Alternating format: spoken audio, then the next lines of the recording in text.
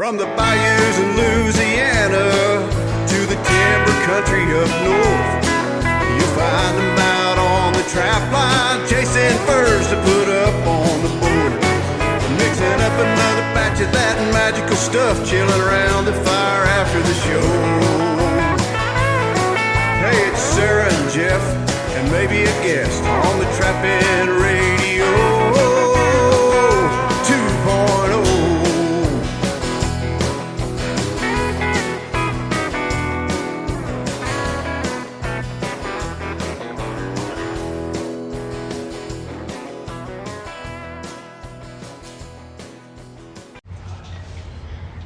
Hello and welcome to Trapping Radio 2.0. This is Jeff Dunlap. I'm at the New York State Trappers Association Convention, and I got Ronnie Smith. Ronnie owns Smitty's boards, and he sells tons of boards. So at the end or whatever, I'll have him tell you how to get a hold of him if you want some really top quality boards for stretch. I just got this summer I've got 12 cat boards off of them, so I can do a little nicer job on my put up. So, well, thanks for doing this, Ronnie. I know we talked about it different times, but I finally got him pinned down. You're welcome. You've been I've known you for quite a while, but I never heard how you actually got into trapping. And everybody's got their own story, and that's what we like to do is hear other trappers' stories, because everybody's got something unique in their story about how they got into it. So I was probably 11 years old. Well, I know I was, because I didn't have a hunting or trapping license in Pennsylvania. The next door neighbor was a Second World War veteran that got out of, when he got discharged from the Marines, he had trapped the whole time he was a kid. And he got out of, when he got done with the Second World War, he was the neighbor guy. I would go over there and he'd take me fishing. And he'd do this and he'd do that. And one fall he was over there and he had this big old pot of black shit there. He was boiling, and he put these traps in it. So I just started asking 50 questions. I was just one of them kids, 50 questions. Gotta know, gotta know, gotta know. And he was boiling his traps. And then I wanted to know if I could go with him. Well, the first few times there, it was always a no, and if he did take me, it was always, you stand here and I'll go over there. And he was making his sets and stuff, and after he had some sets out, he'd take me along. So I seen him when he was catching foxes and coons and stuff. We didn't have coyotes back then up in northern PA. And the next year I was 12. Well, I was right over to Clarence's, because I got a hunting license now. I can go trapping with Clarence. Mm-hmm. And so he gave me a number 1.5 round jaw Victor trap. He gave me one of them, and I'm 99% sure I still have that. Well, I set that trap, never boiled it, never nothing. Set that trap, I caught a skunk. Well, I didn't get to go to school that particular day. I wasn't allowed at Clarence's house because I startled the skunk, and I got pretty well sprayed and covered with one of my dad's wool-rich hunting coats on. Well, that all got calmed down and stuff, and then my dad took me down to a sporting goods store and bought me a dozen 1.5 Victor jumps. And then Clarence went with me. He was the Sunday school teacher, so after church Sunday, he would go with me, help me set them, show me where, this, that, and so on and so forth. And I remember that was the Sunday that he went with me. He had a pistol. I wasn't old enough to carry a gun by myself, but he had his pistol with him. And I had a great big possum on a Sunday. I'm carrying that down the road, and its whole tail is starting to curl around my hand a little bit. I said, Clarence, is that possum supposed to be grabbing a hold of my hand? I showed it down the road, and he popped it again in the head with a pistol. But that's how I got started. And I had quite a few possums and some muskrats and some coons. And my father hauled me back and forth to this fur buyer and that fur buyer, and that's how I got started. So Troy's over there for you. Thank you. Yep. So you was he mostly a water trapper you were learning, or was he a land trapper? Because it seems like in them days it was like they were either one or the other. You know, not always, but a lot of times they were. He lived next to a creek, so he always had a few mink and muskrat sets out, but mostly he was canine. Yeah. After the war, the Second World War, there was a bounty on red foxes and the red-tailed hawks. So that's what he did for the extra income, is he was trapping for bounty. So he was a big fox trapper mostly, and then he did come up with a pretty, even today's standard, a pretty good lure that he cut up the glands, and he did this and he did that. And so he had his own paste lure, but he'd catch a few rats and a mink or two whenever he was driving up down the road. If there was a bridge there or he knew there was rats there, he'd stop. But he was mostly all right on the ground, right on the dirt. Yeah. They did you trap with him for quite a while, or just he kind of showed you the ropes, and then you're on your own. Don't let me catch you in my spots. Yeah.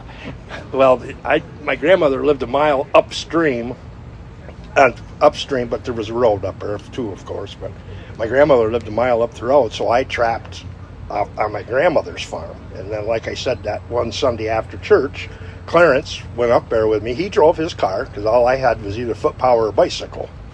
And Clarence drove his car, and we went up there, and that's when I caught that possum.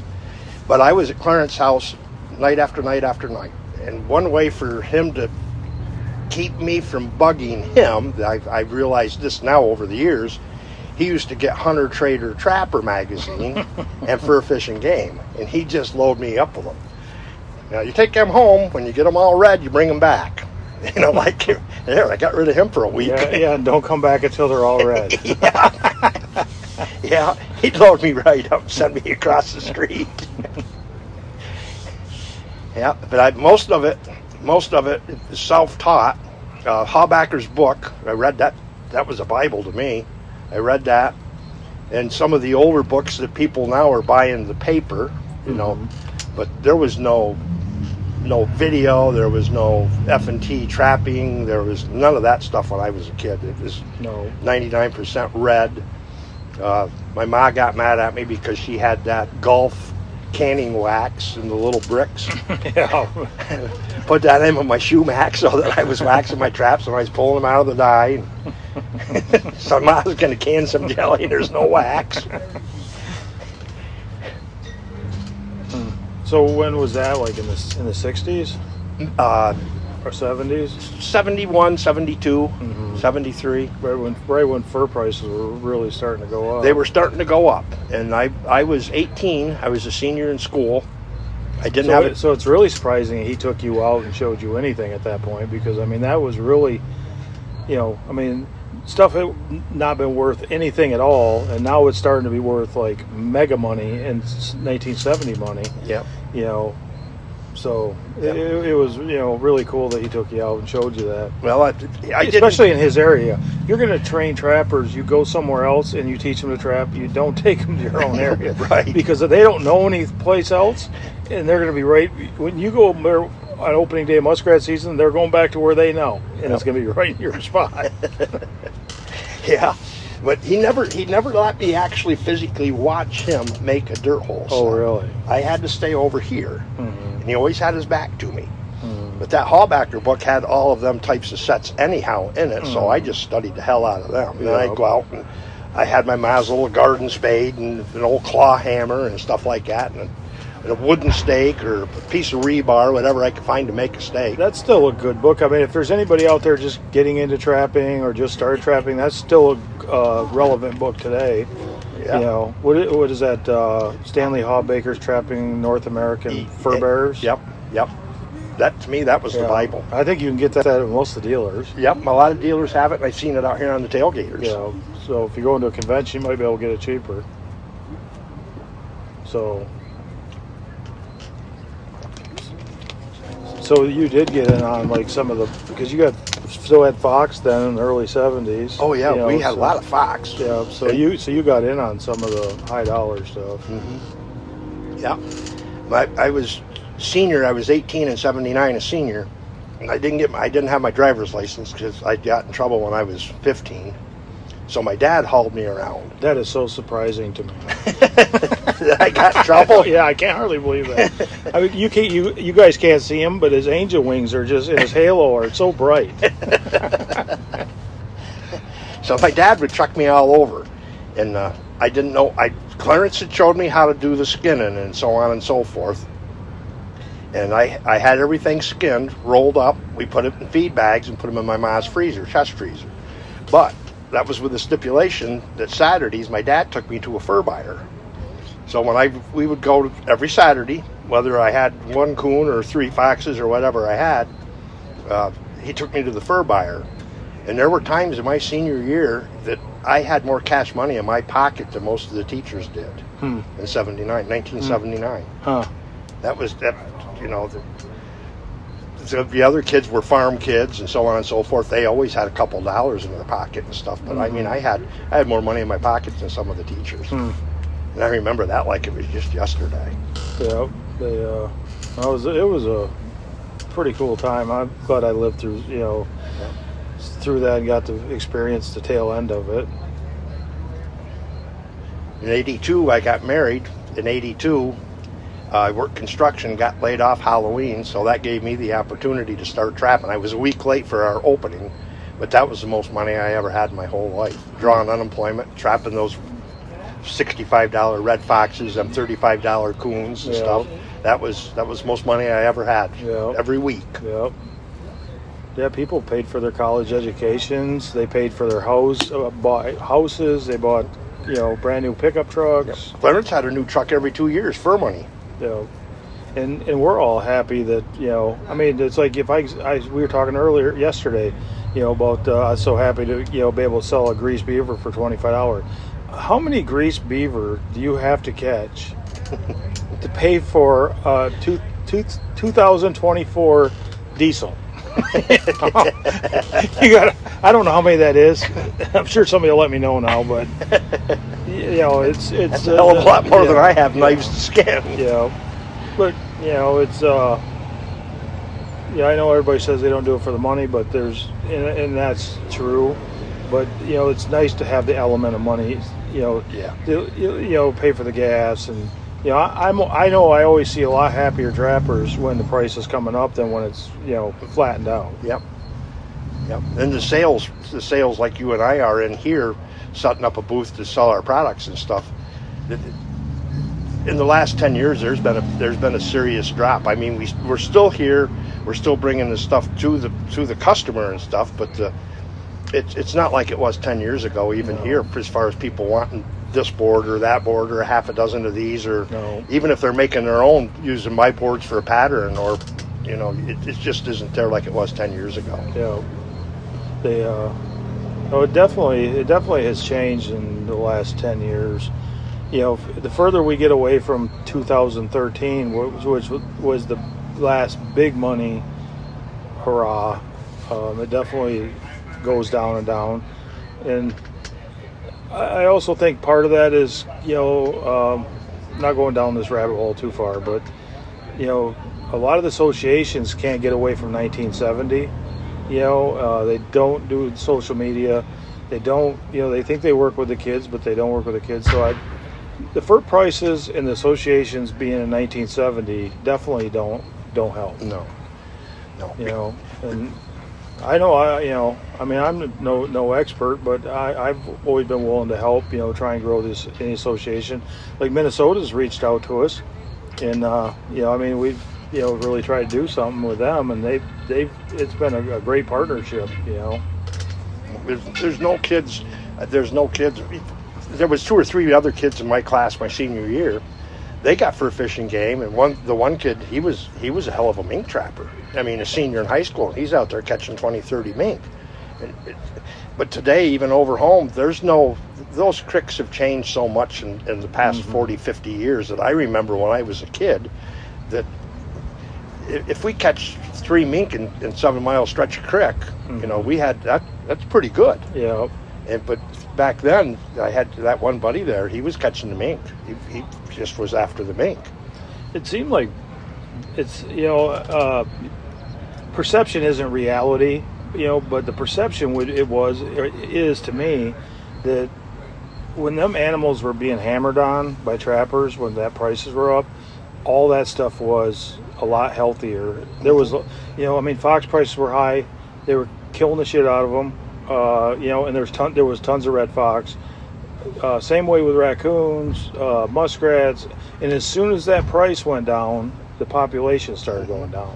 Because people weren't trapping them and the disease and all that. Mother Nature will maintain the habitat or the whatever for the feed for the animals that are there, and parvo and rabies and distemper and everything else is a hell of a lot worse. I had heard that she's a cruel bitch. Oh yeah.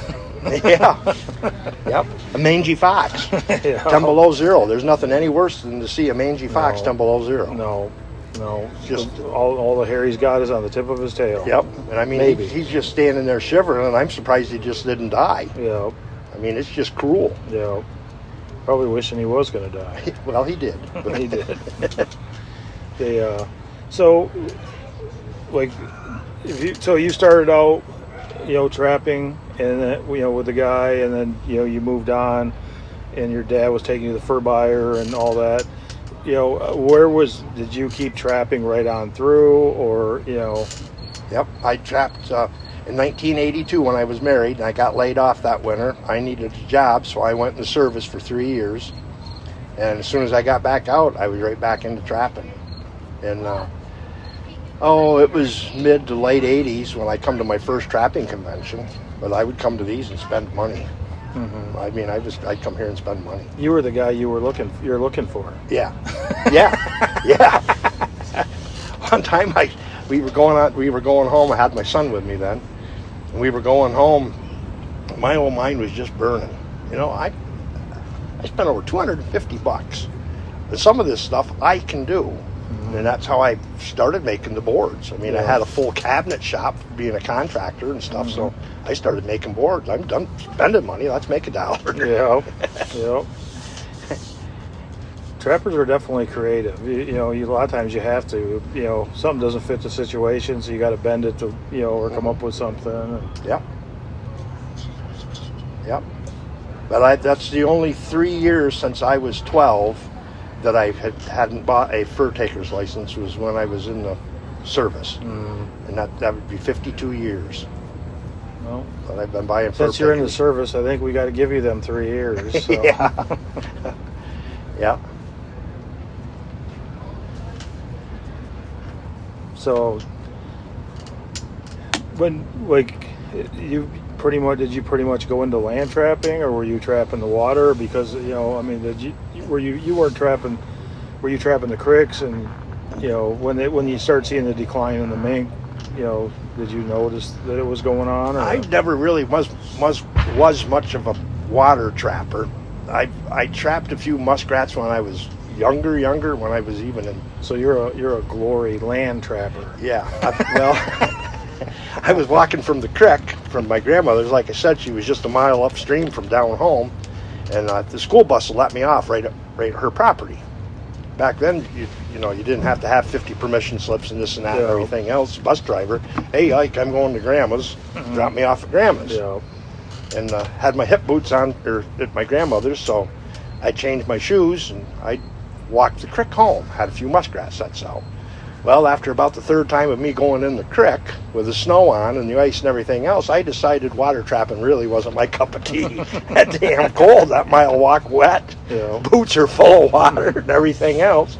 So I stayed pretty much on the ground. Yeah. And I couldn't wait to get to the next convention when Ron and Pete Leggett were there. Mm-hmm. Because old Pete, he was just, he'd tell you, I mean, then if you watch his videos, but he'd tell you how to find your locations and different things and so on and so forth. And I took a lot of that to heart and took it back home, and then I'm driving down the same damn farm road that I knew since I was a kid, even in a stroller. And I start looking around. I think, shit, right there. Why haven't I set a trap right there? I'm driving by, but right there's what Pete Leggett's talking about. I run out there and make a set. 2 days later, I got a red fox out there bouncing. Just because now I know what I'm supposed to be looking for in the location. Yeah, the old man knew what he was talking about. You're damn right he did. That old boy was just neat. Yeah. But stuff like that, you just kind of you kind of pay attention to it. You hear it, but then when you can see it with your own eyes, what he just said, that puts those locations so much easier now to find. Definitely when you see it yourself and you start putting the pieces together, and that's why I like trapping so much, is you never complete the puzzle. Right. I mean, if you completed the puzzle and you were just awesome, I mean, what fun would that be? Right. It's more fun just learning every year. And I change stuff I do every year. I mean, if I went back and watched videos, the first video that I ever did, I would be like, oh man, he don't know shit. And I didn't know shit. I mean, you'd hope that you'd change your thought patterns and over 20 years. Yep. So. And some of that stuff is just, I mean, it's right there in front of you, but until that light switch clicks on where you've done this or that, just something to change it that little bit before you think, well, now you dumb son of a bitch, you've been doing it that way, and now all of a sudden you just change that little bit, and now look what's happening. And it's all right there in front of us. Yeah. Sometimes you just trapper just needs to have a one piece click into place, and they take the next step. But when you were going to the conventions and stuff, I mean, you mentioned Pete and Ron Leggett, and I didn't know Pete, but I know Ron. And Ron's a heck of a nice guy. Yeah. But what other like people like that, the demos that you like to go see? And I went and heard Russ Carmen didn't do any sets, but he was doing a question and answer thing one time. And then one year up here, Russ was in Bill Caston's. Oh yeah. And I went. Him and Bill were good buddies. They were neighbors. Yeah. They were right there from the same township or whatever. I could be wrong, but I thought Russ told me that they were like actual neighbors, but he might have been like 5 mile neighbors. Right. I guess I didn't. I just assumed next door, but I didn't know that for sure. Now I'm thinking about it. But I spent 45 minutes there at Bill Caston's booth, sitting side by side with Russ Carmen, and that to me. I mean, I seen you and so on and so forth. That's always a good time. But that to me, that 45 minutes with Russ Carmen, that was worth the whole trip. Yeah. That was the trip of a lifetime, just to hear him visit. Yeah. Yeah. I mean, if I would say that he's in the trapping world. Of people that I've met and stuff, I met a lot of good friends, but he's probably the most humble, nicest man I've ever met in the trapping world. I mean, he's just, I don't know how to describe it other than he just seems like a good man. Yeah, he just sat right there. There's no arrogance about him. I mean, when I did the first interview with him, we talked for, I don't know, two hours maybe, and I say sitting in the truck, just me and Russ, and just and I said, we better turn the tape recorder on and get this thing started, because I mean, and he was still good for another 2 hours. Oh yeah, where I made my mistake on the interview is I hadn't done very many, and so I cut it off. I wish I'd just let him just. Oh yeah. If he had sat there for 5 hours, I always regretted that. At the time you're like, I don't want to take up any more of his time, but he was good with it. He seemed comfortable in the seat. I had some water there for him.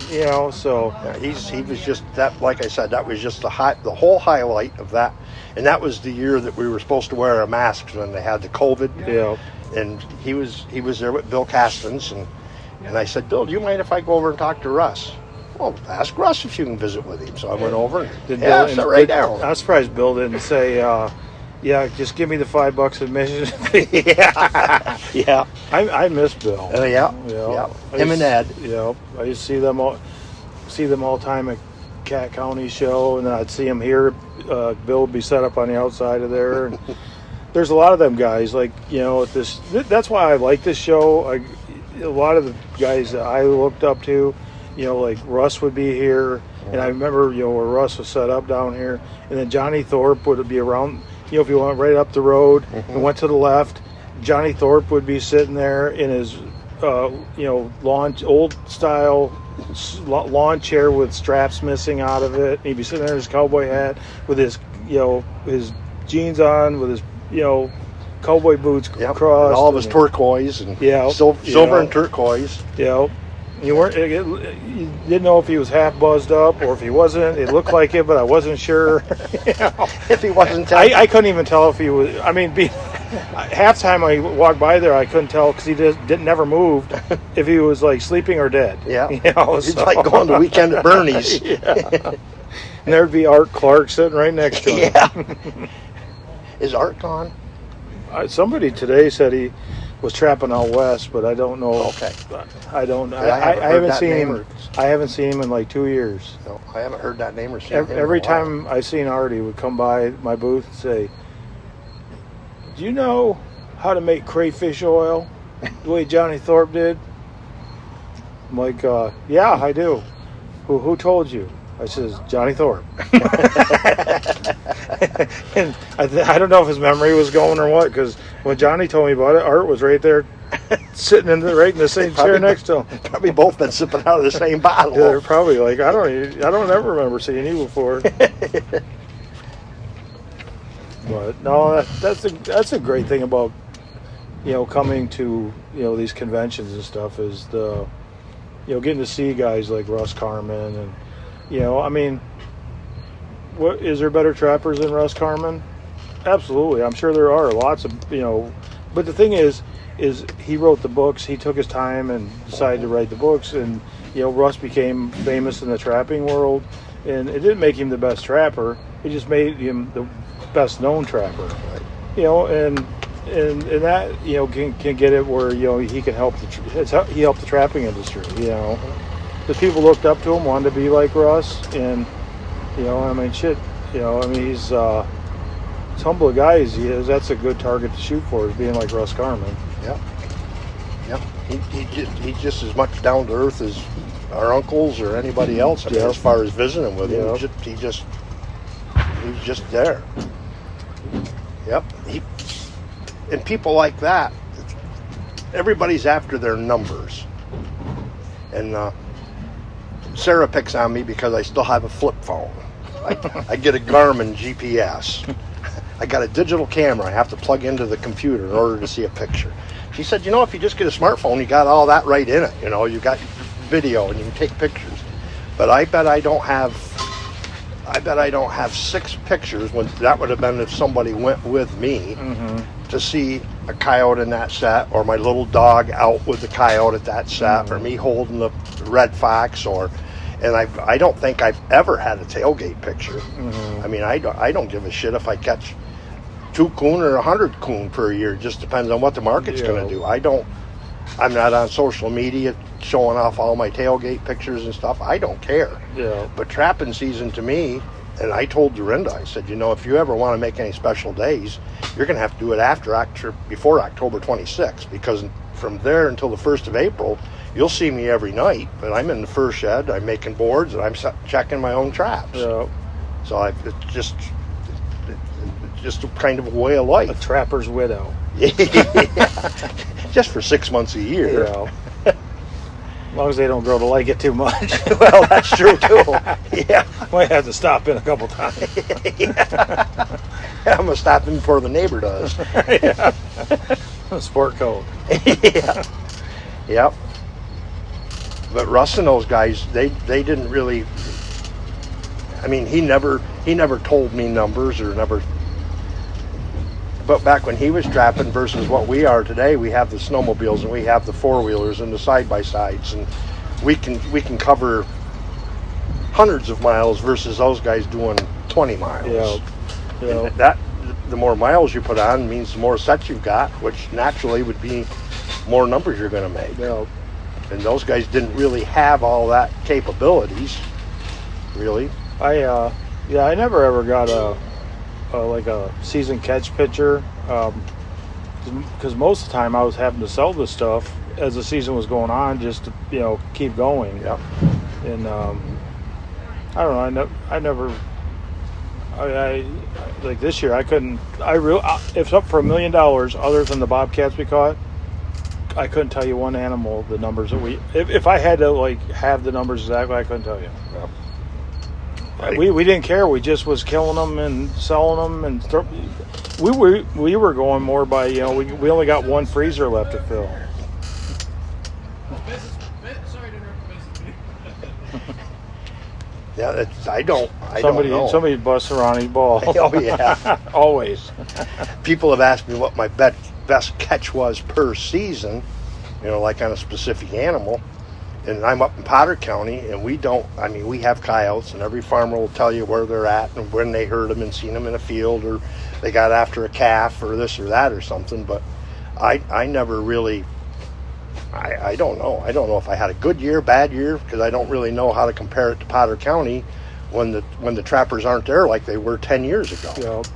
I mean, if I catch 20 of them, was that a good year for me? Yeah, that's a good year for me. The neighbor 30 miles away may have got 30. Maybe he only got 10. But You know, like in 2013, I couldn't tell you what I caught, but I can tell you that I made $27,000 in 2.5 months in Louisiana trapping otters and beavers and raccoons. Yep. When the price was high. Mm-hmm. You know but I couldn't tell you the numbers. the part number. of it. I couldn't. That's I was just you know, killing them and selling them, and that first dozen traps that my dad bought me. He bought them, and I paid him back for them. And I couldn't tell you if I had 3 possums or 13 possums and 2 coons and 3 muskrats, and I have no idea what I had. But I paid him back at $32 for that dozen 1.5 Victor jumps. And I remember that I had a $100 bill left, and I was 13 years old, and I just couldn't. You were rich. Oh, I never heard of one, and I got one right there in my hand. Old Vic Taylor, fur buyer from Shingle House, gave me a $100 bill, and I just thought, huh? I mean, that to me, that was $1 million, time after time. One time it was, I don't know the exact year. It was probably like 82, something like that. And I was just a kid, well, young teenager, and my dad was buying fur for her. I don't know if he was buying for Hudson Bay then yet or not, but I had a mink put up, and I went and said, well, how much do you give me for this mink? I see everybody else walking over their fur, and I think, I'm going to sell my fur. So I said, how much do you give me for the mink? And he says, oh, just go put it away, and he kind of blew me off.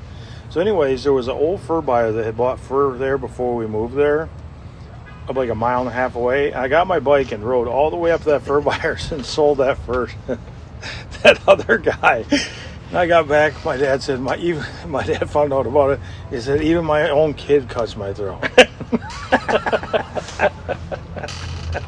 So apparently at 12 years old, I didn't have much loyalty. I've learned the importance of loyalty more as I've gotten older. Yeah. Well, you know what? If you're a fur buyer, you strike when the iron's hot. Oh yeah. Yeah. Yep. Yep. I can. Clarence, this is long before Pennsylvania ever had a cable restraint, because when he was doing them bounty on red foxes, he would set cables. Back then, take a metal bread tie and hang it on the bottom strand of barbed wire and so on and so forth. And he showed me that. And I had to have one. But I can take you right to the fence post, and the fence is still there today, just up the road from my grandmother's, a 1/2 mile up a farm lane, where I caught my first red fox with a cable. And that was back, nobody even knew what a cable was. Mm-hmm. You know, that's what during the bounty, it didn't matter. They just wanted the bounty for the foxes and stuff. And that fence post, that fence is still right there. I mean, 52 years later, still right there. Did you ever sell any stuff for the bounty, or was it off by the time? It was off when I was there. Clarence had got a real job down at the Westfield Tannery in the carpenter shop, but he was trapping, fishing, nighttime eel fishing and stuff, freshwater eels. And do they still do that in Pennsylvania? Not too much, because they put those flood, like Army Corps puts so that the flood They can't get upstream. Oh, They can't come in. so they can't spawn, so their numbers went down? Yeah. Yeah. But we'd go out and we'd catch them. And Did you ever eat them before? oh yeah, that's what we caught them for. Really? Yep. I mean, them things. I mean, I'm not squeamish on most things, but I don't know. The main guys are probably like, oh, they're great, you know. But I don't know. The meals are pretty nasty. Everybody says they taste like chicken. Hell, shit! To me, they didn't taste like no damn chicken. Taste like an old dirty turtle. They weren't. Some people liked them. I didn't care for them. They didn't care for them. No, it must. Oh, there goes Mark's stick. Yep. And Bob. And Bob. Bob's the star. Yeah. Yeah.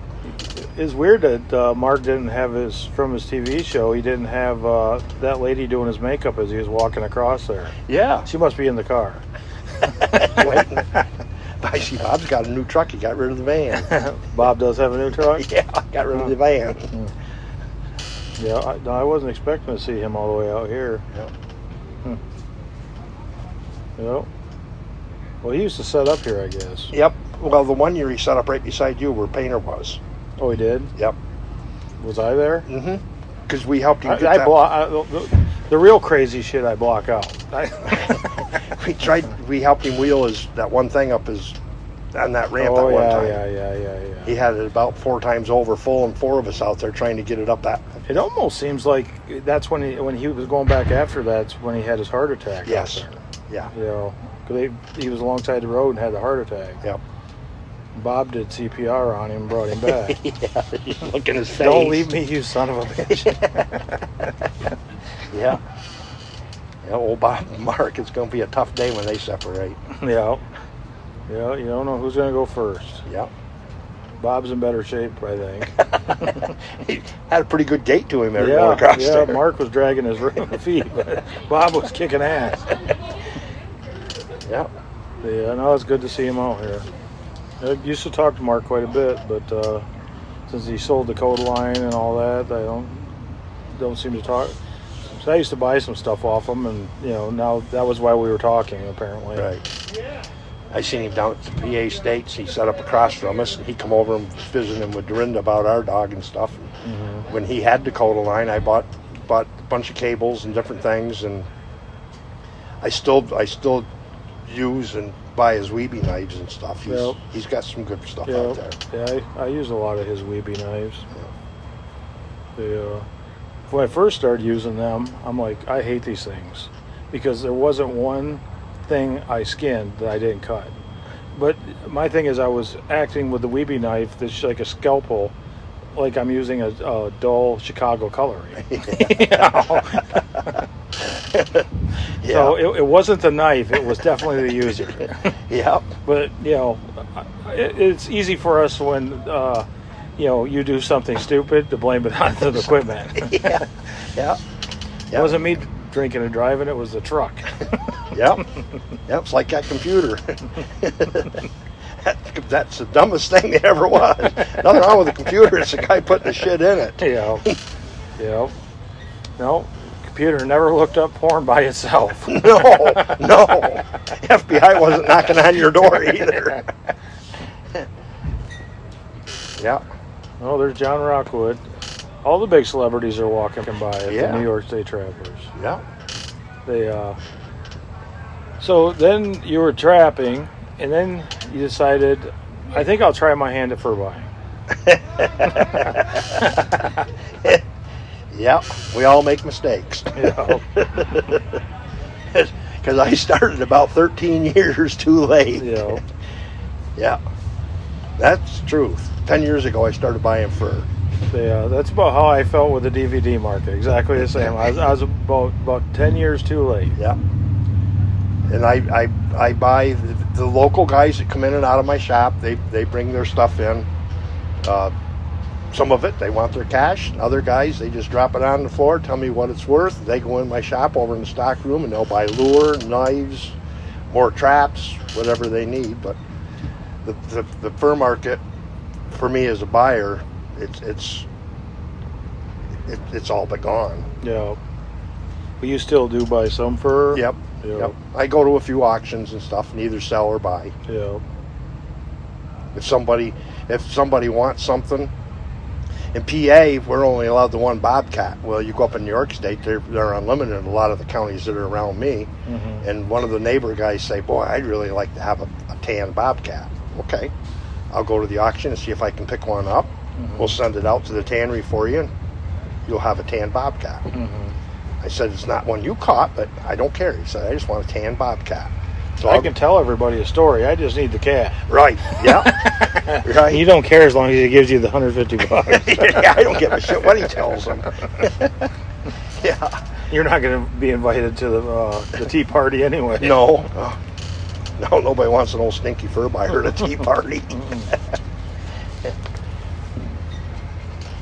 Yep. But you still buy deer hides and No, I give up on the deer hides. The whole overall market is just so far down that the deer hides and stuff. I mean, the deer hides I was paying. they came back a couple years ago, didn't they? Yep.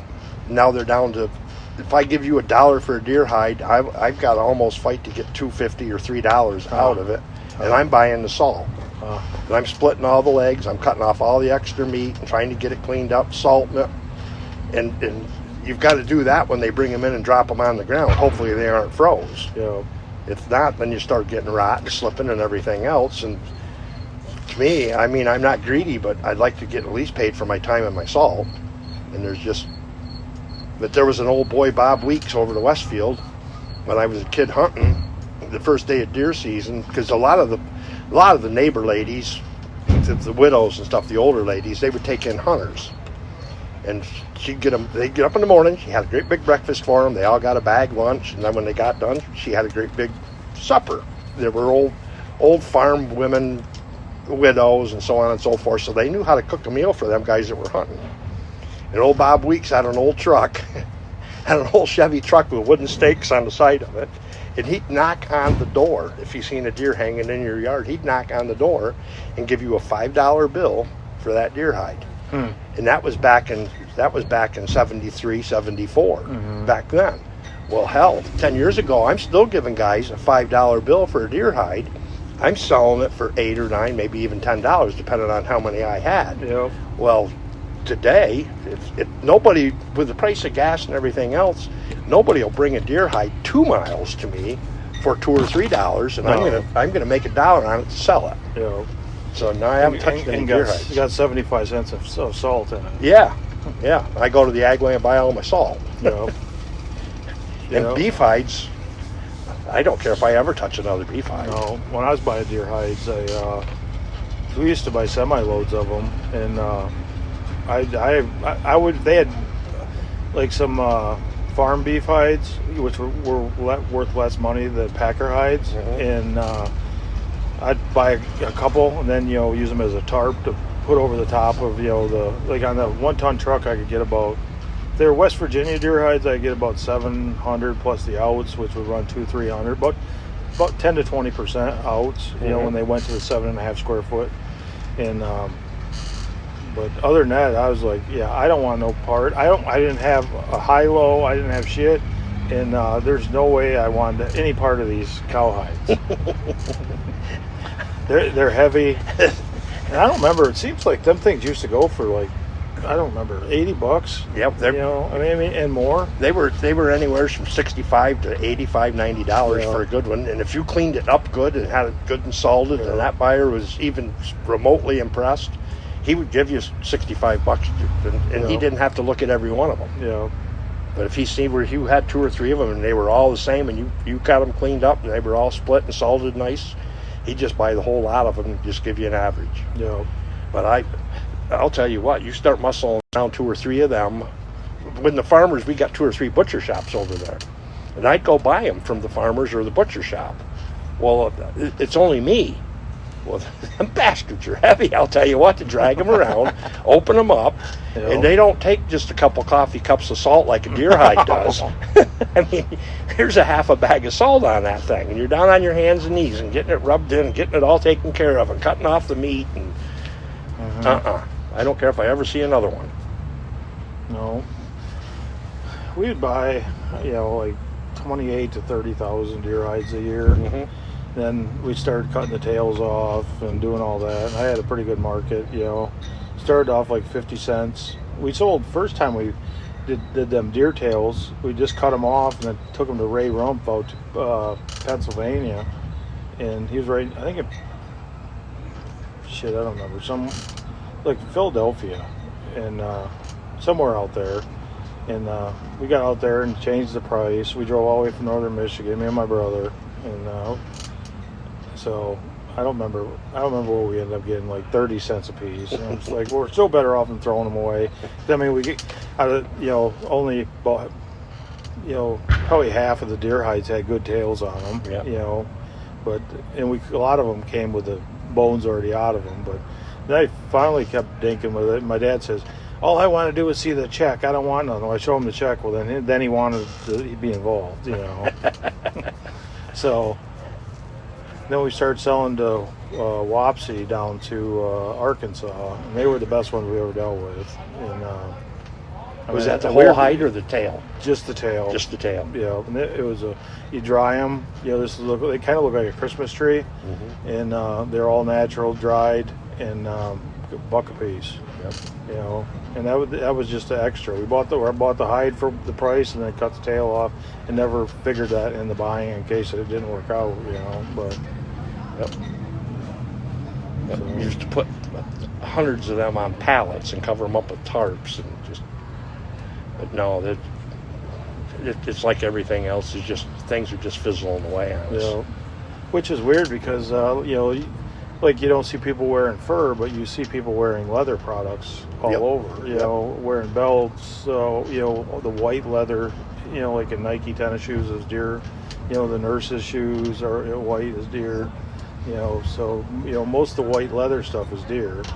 This is that weird like pig hide or sheep or whatever the hell it is. We had a glove factory over in Galton, Pennsylvania. It was Smith's deer skin gloves. And if you took a deer hide over there, they would give you 2 pairs of their gloves. And they were lined with long johns. Looked like a long johns. But if you took your deer hide over to them, they'd give you 2 pairs of gloves. They should have thought of marketing, because they should have, if you bring 2 deer hides, we'll give you 2 gloves. And then you get in the truck and you got 2 left-handed gloves. Well, the next time you come and you bring 2 deer hides, you get the 2 right. So everybody has to don't to more to get them extra. In order to have a match pair. They're not very good on their marketing. Had an old boy in Harrison Valley that only had 1 arm, so he didn't give a shit if he took him 2 or 4. He only needed the 1 glove. Yeah, he's not a good customer because he's not going to wear them out as twice as fast. No. Might be a nice guy, but a bad customer. Yeah. For gloves, anyways. So then you transitioned into, doing the boards and. Yeah, I went to. I don't remember where it was, but anyhow, Tom Tyree was doing a demo. Was he from Virginia? Yes. Wears the bibs, shoes the Yep. tobacco. He was either a fur pickup or whatever for fur harvesters or NAFA or maybe both. Yep. But he was doing a skinning demo and so on and so forth.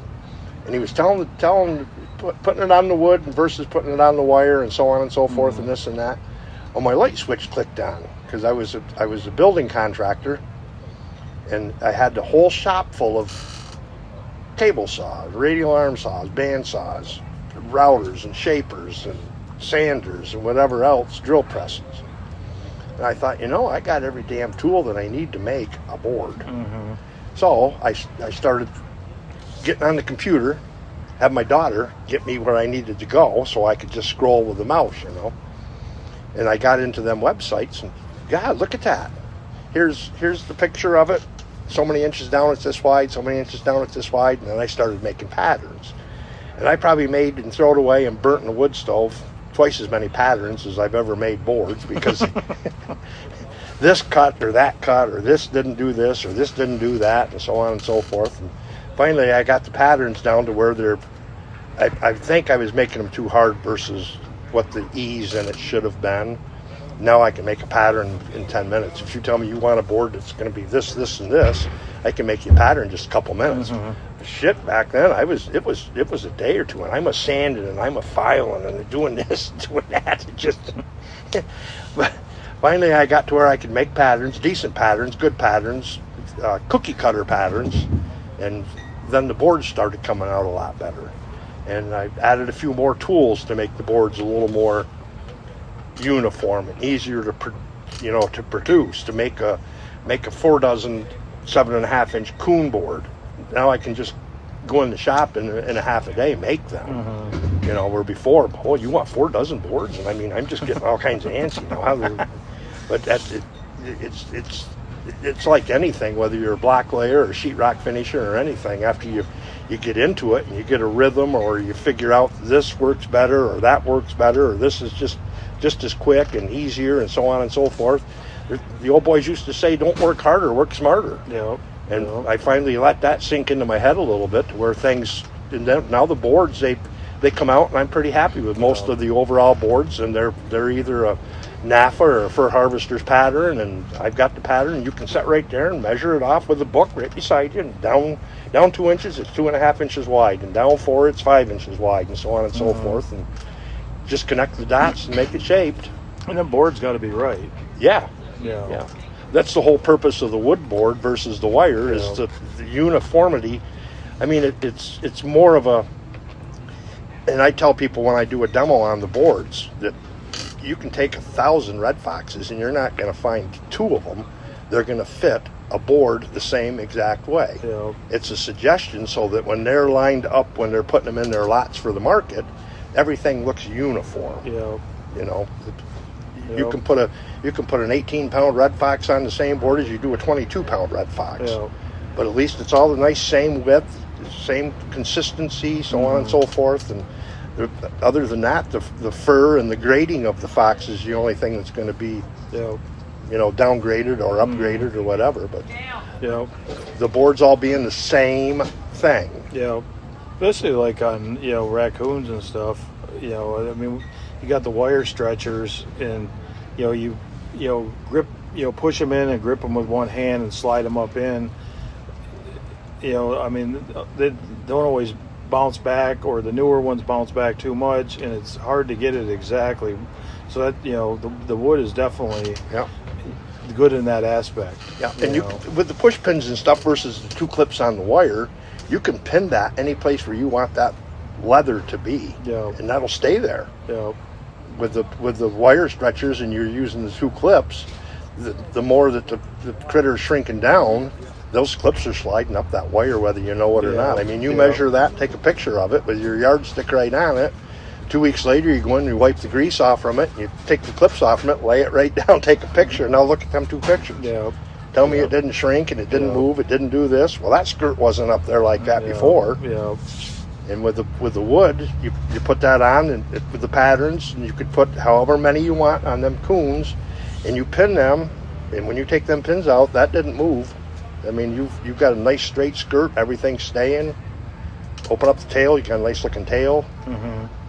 No, I've thought and said for quite a while that the putting up the fur now, when you take it in there, it's a beauty contest. It wasn't always that way. Before it was just production. They just wanted, say 100,000 raccoons, But now it's more of a beauty contest, and the better your fur looks, the more you're going to get out of it. Well, I've got guys that, and I preach it all the time when I'm doing a demo. Every time you do a coon, I don't care if you use just a newspaper, wipe the beam off. Because you got a greasy coon you just took off from it. I could not stand to put that raccoon on a greasy beam. Now you're taking it off that greasy beam and you're putting it on this board. And then trying to fluff the fur up. And those guys they'll call me 6 o'clock at night and say, hey, if we get there by 7:30, we got some fur for you. If that's not too late, bring it up. They bring me in these coons. They got a real nice access window. They did a damn good job flushing them, including the tail. I mean, everything looks good. They wipe down the sweat and everything. I open up that access window, and that goddamn hair is just as packed down as the leather is. I can't even rub my hand in it. And then I look at them and I say, for 5 seconds, the fleshing and everything else, but I said, I can't grade that hair. I said, look at it. I opened it right up, and I said, no, look at that. That's why I always took, like, I would wipe the beam off, but, you know, like just like Ronnie just described, when he's opening that up and he's seeing that hair's all flattened out, I would always take borax in that window, and on the flanks, you know, is where the flanks is where they open it up by the window, and it's where the legs were, in that whole area, and I would take borax and just borax that area, and then kind of, you know, just kind of shake the coon to get it out. Yeah. I mean, when just like you said, when the buyer opens that and that pops out at them, that you would have a whole different experience with that, buying that coon, than it's, you know, grease. Yep. You know. Then I'll go over and get one that I would put up, or somebody else had put up, that took the time to make sure, wipe off your boards, wipe off that beam. Don't be afraid of a little borax. Don't be afraid to get the leaf blower out and get things cleaned up, fluffed up and stuff. Yep. And I lay that coon down, and I said, here's your coon. I said, here's a $10 coon, here's a $2 coon. Yeah. And you probably did a better job flushing than what this one over here is, but you didn't do anything about the fur. You just let the fur stay matted down, just pat tight. Which is the key to what you want. Yeah. Yeah. Yeah. The fur's the key. And I tell them, the big debate between the MBs and the Dukes and the Victors and the, Bridgers and so on and so forth, you can make a pretty good fur dollar by just picking up roadkill. Yep. Just by putting up your fur so it's proper, it's clean, it's brushed out, it looks good, so on and so forth. Yep. That's where your money is. Yep. That trap didn't make you a damn penny. No more than the neighbor's car just hit that coon. You can get more money out of that coon than you can that one you trapped. Yeah. I tell them people that. As long as the guts ain't blowed out the back. Yeah. Well, I'm not skinning it. I'm just looking at the finished product. So where can they, like, if somebody wants to buy boards from you, do you ship boards, or do you just I ship boards, but the last 5 or 6 years I shipped a couple of coon boards. They were $6 a piece. It was $12 for the boards, and every board you buy, you get one belly wedge with it. You can buy 100 more belly wedges, but you get a belly wedge with every board. So they buy $12 worth of boards, and it costs $28 to ship them. And if they buy a dozen boards, it might cost $52 to ship them. So I try to really shy away from the shipping. And I've had some other guys that would, like Brian Flowers. He delivered boards to the one show where F&T was, because the one salesman in there knows the guy that wanted the boards out in Wisconsin. Yeah. So, I mean, via 3 or 4 different sets of hands, we can get them to a convention where somebody can stop in and pick them up. Or come to my shop and pick them up, or come to one of the shows that we're at and pick them up. You don't have a Facebook page? No, but you can contact me on my Facebook through the regular messenger. It's under just Ronnie Smitty, and you'll see a picture of me there and stuff.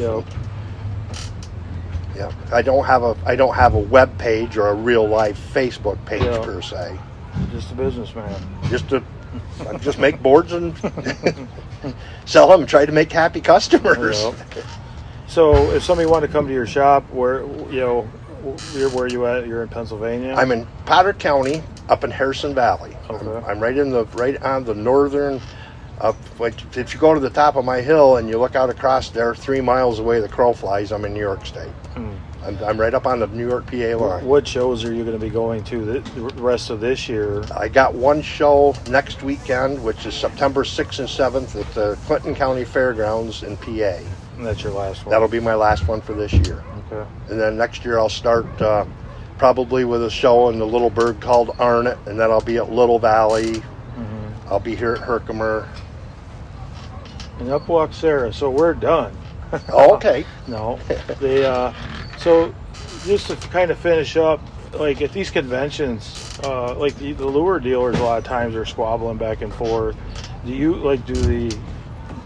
you got Top Lot, you've got Reno's and other people that sell boards. Do you guys ever have where you guys take the belly wedges and sword fight with them, or no? Would you be interested in doing something like that? Well, no. But but we're not above me and Leon. You and Leon against Reno?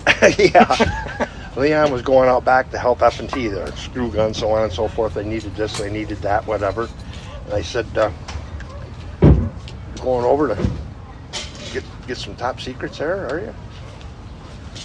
You're gonna need some kindling wood for campfire tonight? Do you want to tell the best story with you and Leon and Denise about when they walked up here and you told them how long your boards last? Yeah. Can I tell the story? Yeah, sure enough. We're sitting at the campfire, and Denise and Leon and Kurt Obermeyer walked up, and we're all bullshitting, and they're talking boards back and forth, and Ronnie looked at Leon and said, "You know what? My boards last longer than my relationships." I'm about pissed my pants. Well, I just had a shitload of muskrats show up, so I guess I just had 800 and some muskrats show up, so I guess I got to go unload these. So, anyways, well, thanks for doing this, Ronnie, and if anybody wants to get boards, from Ronnie, which I hope you do, if you just look up Ronnie Smitty on Facebook, and if you can't reach him, just reach out to me, and I'll send you a link to his page. So, well, thanks, Ronnie. Thank you, Jeff.